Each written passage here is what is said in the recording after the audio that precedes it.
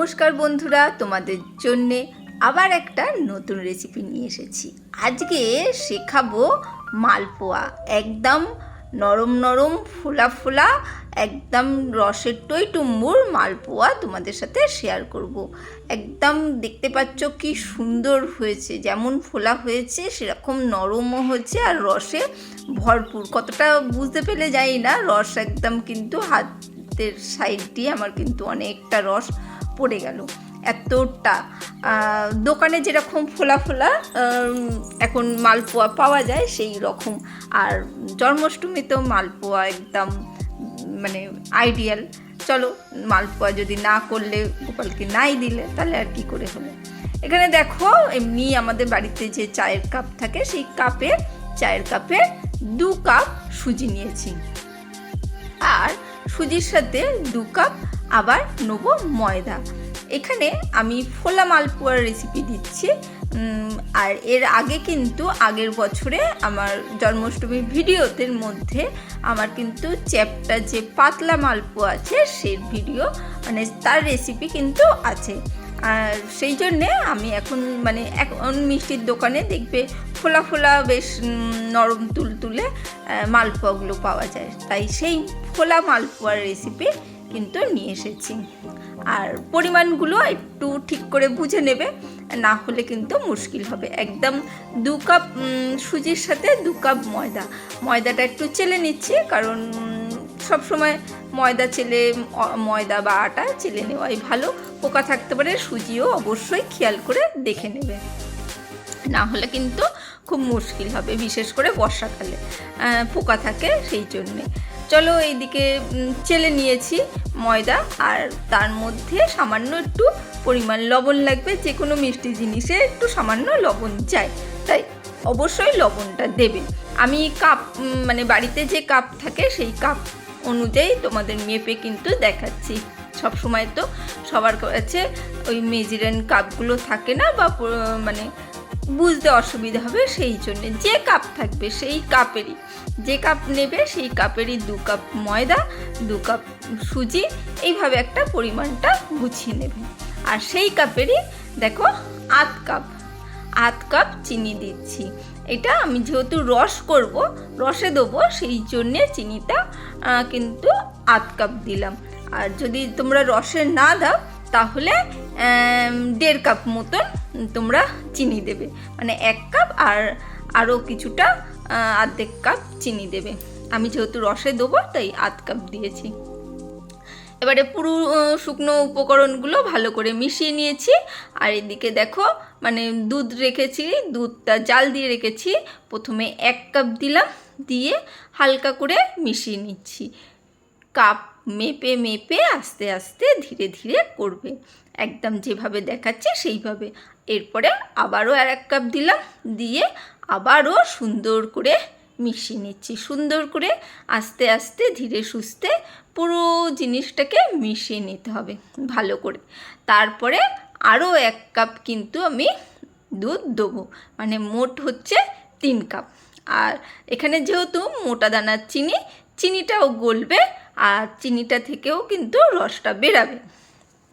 পরিমাণগুলো সব কিন্তু খেয়াল করতে হবে, তাহলেই কিন্তু পারফেক্ট সুন্দর মালপোয়া, দোকানে মোটা মোটা যে বালিশের মতন মালপোয়াগুলো দেখা যায় ফোলা ফোলা, সেই মালপোয়া কিন্তু তোমরা বাড়িতে বানিয়ে ফেলতে পারবে, খেতেও পারবে, আর গোপালকে তো অবশ্যই ভোগ দিতে পারবে। আমি তো করবই, অবশ্যই তোমরাও একটু শিখে নাও। আর চ্যাপটা মালপোয়ার রেসিপি কিন্তু ওই আগেরতে আছে, 1 বছর আগে ভিডিওতে আমার আছে। চলো, 3 কাপ দুধ দিয়ে দিয়েছি, ভালো করে এবার নেড়ে ভালো করে মিশিয়ে রেখে দিচ্ছি। এটা মিশিয়ে কিন্তু 2 থেকে 3 ঘন্টা রেখে দিতে হবে।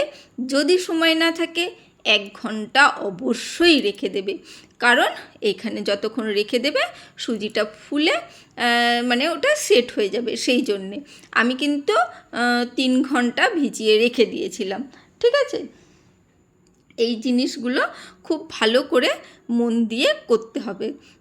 জন্মাষ্টমীর দিন অনেক কাজ থাকে, সেই সময় তোমরা সকালবেলা উঠে এইটা যদি ভালো করে মিশিয়ে রেখে দাও তারপরে বাদবাকি কাজগুলো করতে পারো, তারপরে কিন্তু মালপোয়াগুলো ভাজতে পারবে। একদম সহজ। সেহেতু তোমরা কেন দোকান থেকে কিনে এনে গোপালকে দেবে, তোমরা নিজের হাতে করে দেবে। আমি কিন্তু সেই দিনকে করে দিই। 3 কাপ দুধ মিশিয়ে এখানে আমি এবারে চাপা দিয়ে রেখে দিচ্ছি। চলো, চাপা দিয়ে রেখে দিলাম। এবারে একটা কড়াই বা ফ্রাইং প্যান কিছু একটা নেবে, তার মধ্যে কিছুটা মৌরি নিচ্ছি। মৌরিটাকে হালকা করে জাস্ট একটু তাওয়াটা গরম হবে, সেই তাওয়াটা গরম হলে কিন্তু বন্ধ করে দেবে গ্যাসটা, গ্যাস বা ইন্ডাকশান সেটাই বন্ধ করে দেবে। তারপরে সেটা গরমের মধ্যেই নাড়াচাড়া করে নেবে, জাস্ট হালকা করে ভাজবে, একদম হালকা করে। আমি বারবার বলছি, দেখো কালারটা কিন্তু চেঞ্জ হয়নি। দেখো 1 মিনিটেই গরম হয়ে গেছে। আমি কিন্তু ইন্ডাকশানটা বন্ধ করে দিলাম। বন্ধ করে আমি দেখো এটাকে ভালো করে নাড়াচাড়া করে নিচ্ছি। যেটুকুনি গরম থাকবে তার মধ্যে মৌরিটা বেশ সুন্দর ভাজা হয়ে যাবে। এই হালকা ভাজার জন্যে মৌরিটার কিন্তু টেস্টটা দারুণ আসবে, সুন্দর একটা গন্ধ কিন্তু আসবে। পুড়ে গেলে কিন্তু গন্ধটা ঠিক আসবে না। এটাই আমি মিক্সির মধ্যে হাত দিয়ে দেখে নিচ্ছি, একটু গরম রয়েছে। এরপরে আমি মিক্সির মধ্যে একটু গুঁড়ো করে নেবো। তোমরা হামানদিস্তে থাকলে হামানদিস্তের মধ্যে করে নেবে। আমি এটা নর্মাল করছি, তাই এই পাত্রগুলো করছি। আমি জন্মাষ্টমীর দিন যদি ভিডিও দিই অবশ্যই দেখবে। আমার গোপালের জন্য আমার সব জিনিস আলাদা করা আছে, নিরামিষ করা আছে। এটা তো তোমাদের ভিডিও করার জন্য জাস্ট করেছি, সেই জন্যে মোটামুটি বাড়ির পাত্রেই আমি করেছি। মৌরিটা আমি গুঁড়ো করে নিয়েছি। মৌরিটা গুঁড়ো করে নিয়ে আমি এই ময়দাটার মধ্যে দিয়ে দিয়েছি। দিয়ে এর মধ্যে আর একটা জিনিস যাবে, কি জানো, দোকানে দেয় একদম অল্প পরিমাণে গোলাপ জল। হ্যাঁ, হালকা পরিমাণে, মানে ওই 8 চামচ মতো একটু গোলাপ জল এর মধ্যে দেয়। খুব হালকা, মানে খুব একটা বেশি গন্ধ আসে না, কিন্তু হালকা একটা গন্ধ আসে। এইটা কিন্তু দেয় এই ফোলা মালপোয়াতে। চলো ভালো করে এবারে ভালো করে মিশিয়ে নিচ্ছি। এটা কিন্তু আমার 3 ঘন্টা হয়ে গেছে, বুঝতে পারছো? দেখো সুজিটা ফুলে গেছে, আর সেই পাতলাটা কিন্তু নেই, বেশ ঘন একটা ব্যাটার তৈরি হয়ে গেছে। এরকম ঘনই কিন্তু হবে। পরিমাণটা বুঝে ঠিক করে দেখে নিয়ে করবে। আমি ভালো করে মৌরি আর গোলাপ জলটাকে ভালো করে এর মধ্যে মিশিয়ে নিচ্ছি সুন্দর করে। চলো এরপরে আমি একটু রসটা তৈরি করে নিই। রসটা তৈরি করে তারপরে আমি ভাজতে শুরু করব। রসের জন্যে আমি এখানে দেখো এই 2 বাটি মতন চিনি নিয়েছি। বাটি করে একটা পাত্রের মধ্যে চিনি নিয়ে নিচ্ছি সুন্দর করে। আর যাদের বাড়িতে মোটামুটি ঠাকুরের জন্যে ভোগ বানানো হয় তাদের সব কিছুই পাত্রই আলাদা করে থাকে, সেই জন্যে তারা করতে পারে। আর ঠাকুরকে নিশ্চয়ই শুদ্ধ জিনিসে দেওয়াই ভালো, সেই জন্যে। চলো আমি এখানে দেখতেই পেলে 2 বাটি চিনি নিয়েছি, আর 1.5 বাটি আমি জল নিয়েছি। 1 বাটি আর আধ বাটি জল নিয়েছি। দিয়ে আর এখানে 3টে এলাচ নিয়েছি। এলাচগুলো মুখ ছাড়িয়ে আমি ইন্ডাকশানে বসিয়ে দিচ্ছি। চিনির রস করব। চিনির রসটা এমন কিছু ব্যাপার নয়, চিনির রসটা খুব ঘন হবে না, খুব পাতলা হবে না। এই রকম চিনি আর এই রকম জল একটা আন্দাজ করে নেবে। মানে 2 বাটি যদি চিনি নাও তাহলে ওই 1.5 বাটি জল নেবে। নিয়ে ভালো করে একটু 5 মিনিট মতন ফোটাবে। 5 থেকে 7 মিনিট ফোটালেই একটা দেখবে একটু ঘন, মানে খুব পাতলা না, আর ঠান্ডা হয়ে গেলে একটু বসবে, সেই রকম একটা রস করতে হবে। ভালো করে কিন্তু আমি নেড়ে চিনিটা মিশিয়ে নিচ্ছি। চিনিটাকে মিশিয়ে নিয়েছি। দেখো চিনিটা মোটামুটি গলে গেছে। আর এটা একটু ফোটাবো। ওই 5 মিনিট ফোটানোর পর দেখবে একটু আঙুল দিয়ে একটু চিটচিট করছে। রসটা একটু চিটচিট করছে, সেই পর্যায়ে কিন্তু হয়ে যাবে। সেই পর্যায়ে কিন্তু তুমি এইভাবে রসটা রেখে দেবে। একটু ঠান্ডা হলে রসটা কিন্তু আরেকটু ঘন হয়ে যাবে, একটু চিটচিট করলেই কিন্তু হয়ে যাবে। আর যেসব বন্ধুরা এত মন দিয়ে দেখছো বা শিখছো, তারা অবশ্যই একটা লাইক কমেন্ট শেয়ার করো। রেসিপিটা একটু শেয়ার না করলে সবাই শিখে উঠতে পারবে না, তাই সবাইকে শেখার সুযোগ করে দিও একটু।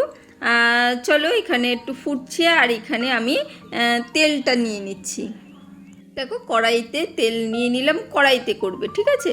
কড়াইয়ের মধ্যে করলে সুবিধা হবে, সেই জন্যে মালপোয়ার জন্যে অবশ্যই কড়াটা, মানে এই মোটা ফোলা মালপোয়ার জন্যে একটু কড়াটাই ইউজ করবে। দেখো, একটু চিটচিটে হয়ে গেছে রসটা, এবারে আমি বন্ধ করে রেখে দেবো। আর এখানে রসে যদি তোমাদের কালারের প্রয়োজন হয় তাহলে একটু কেশর কালার দিয়ে দিতে পারো, আর যদি এমনি রাখতে চাও এমনিই রেখো। আমি এমনিই রেখে দিয়েছি। এবারে মালপোয়াগুলো ভাজবো, তাই আবারও ভালো করে ওই দাবু হাতা, মানে একটু বড় সাইজের যে হাতাগুলো হয় সেই হাতাগুলো দিয়ে একটু মিশিয়ে নিয়েছি। আর তেলের মধ্যে একটু ব্যাটার ফেলে দিয়ে দেখে নিচ্ছি তেলটা কতটা গরম হয়েছে। দেখো, এটা একটু মনে হচ্ছে এখনও ঠিকঠাক হয়নি, তাই আর একবারও দিয়ে আমি দেখে নিচ্ছি যে এবার কি হলো। তেলটা কিন্তু সঠিকভাবে গরম হতে হবে, বেশ ভালো মতন গরম হবে, তখন কিন্তু আমাদের এই জিনিসটা, মানে ব্যাটারটা দিতে হবে, তাহলে কিন্তু খুব সুন্দরভাবে মালপোয়াগুলো উঠে আসবে। সব জিনিস সঠিকভাবে জেনে শুনে না দেখে নিলে কিন্তু কখনোই বানানো যাবে না। আর একদম এক হাতা, মানে বড় হাতার এক হাতা কিন্তু ব্যাটারটা দিয়ে দিতে হবে। দিয়ে এইভাবে কিন্তু তেলটাকে দিয়ে নাড়াচাড়া করতে হবে। নাড়াচাড়া করলে কি হবে, তেলটা এইভাবে ওপর থেকে ঢেউ খেলালে কি হবে, ওই ব্যাটারটা বেশ সুন্দরভাবে ফুলে উঠবে।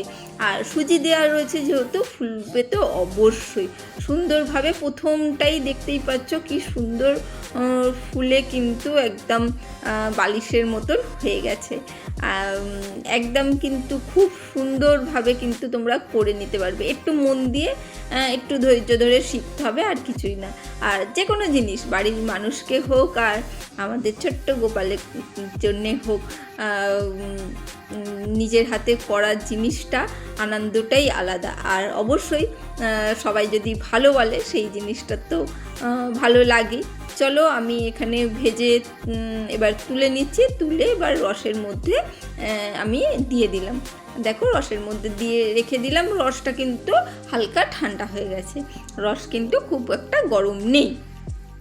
দেখো, আর একবারও আমি দিয়ে দিচ্ছি। সুন্দরভাবে কিন্তু ব্যাটারটা এর মধ্যে ঢেলে দিচ্ছি। যথারীতি ওই ক্যামেরাটা একটু সামনে ছিল, তাই অবশ্যই গরম হয়ে গেছে। তাই দেখো, সুন্দরভাবে দেওয়ার পর ভালো করে তেলটা ওপর থেকে দিয়ে দিয়ে কিন্তু আমি সুন্দরভাবে এটাকে ভেজে উল্টে নিচ্ছি। একদম একটু তেলটা একটু নাড়াচাড়া করলে, ঢেউ খেলালেই কিন্তু হয়ে যাবে। একটু ঢেউ খেলিয়ে খেলিয়ে মালপোয়াগুলো ভাজতে হবে। মালপোয়াগুলো ঢেউ খেলিয়ে খেলিয়ে ভাজলেই কিন্তু এরকম টইটুম্বুর হয়ে উঠবে। আর ভেজে তুলবে, আর তুলে রসের মধ্যে দিয়ে দেবে। রসের মধ্যে দিয়ে ওই 5 থেকে 6 মিনিট রেখে দেবে। ব্যাস, 5 থেকে 6 মিনিট রেখে একটু ওলট পালট করে এরকম একটা স্ট্যান্ড নিয়ে, স্ট্যান্ডটা অবশ্যই ওই একটা থালার উপরে রাখবে। রেখে মালপোয়াগুলো এরকম তুলে তুলে রেখে দেবে স্ট্যান্ডের উপর। তাহলে কি হবে, রসগুলো, গায়ে যে রসগুলো রয়েছে এক্সট্রা, সেইগুলো মানে স্ট্যান্ড থেকে ঝরে থালার মধ্যে পড়ে যাবে। তাহলে যখন মানে ঠাকুরকে দেবে তখন ওই মানে এগুলো, মানে রসগুলো থালার মধ্যে থালাময় হয়ে উঠবে না। সেই জন্যে সুন্দরভাবে আমি একটা একটা করে ভাজছি, নাড়াচাড়া করে করে সুন্দর করে। আর ব্যাটারগুলো কিন্তু যদি অল্প দাও একটু পাতলা হয়ে যাবে, আর বেশ খানিকটা দাও তাহলে কিন্তু একদম এরকম বালিশের মতন হয়ে যাবে। সুন্দরভাবে আমি কিন্তু এইগুলো থালার মধ্যে সাজিয়ে নিচ্ছি। আর কি ওপর থেকে একটু বাদাম ফাদাম একটু সাজিয়ে দিলেই হবে শোয়ের জন্যে। কি দারুণ হয়েছে দেখেছো? অবশ্যই লাইক কমেন্ট শেয়ার করতে ভুলো না। আজকের জন্য টাটা, বাই বাই, আবার দেখা হবে অন্য কোনো দিন।